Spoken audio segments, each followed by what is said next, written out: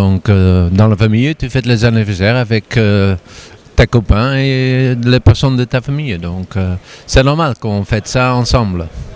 On a un groupe qui est hyper solidaire et qui veut faire de bonnes choses ensemble et qui après, parce que là il faut le dire, après une mésaventure à Sfax où tout le monde se réalise qu'on a fait un non-match, qui sont prêts pour rebondir et revenir encore plus fort et faire des résultats que tout le monde va être fier d'eux.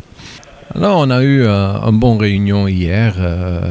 Bien sûr, tout de suite après le match à chaud, il y a des choses dites dans le vestiaire qui sont pour nous et pour les joueurs.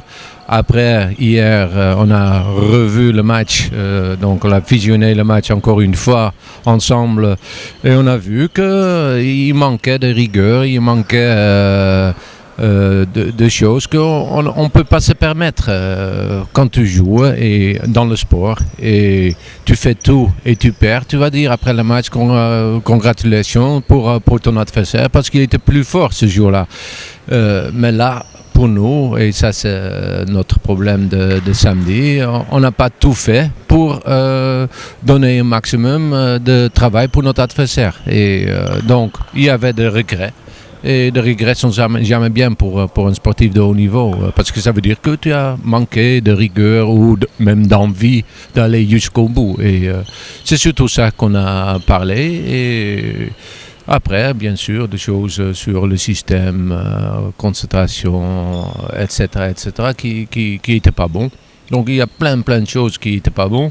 Et ça, c'est la bonne nouvelle, que nous, on n'a pas bien joué. Eux, ils ont très bien joué. Et quand même, on reste pas trop loin. Et on sait qu'en faisant mieux, et surtout en jouant avec plus d'envie, que la prochaine fois, on va mettre le feu au pied du joueur de Sfax. Bon, c'est simple. C'est simple, nous sommes une famille et on va se battre ensemble pour chacun d'entre nous fait tout pour que l'équipe montre un bon visage. Et un bon visage, ça veut dire qu'on va se battre pour défendre notre titre qu'on a récupéré de l'année dernière.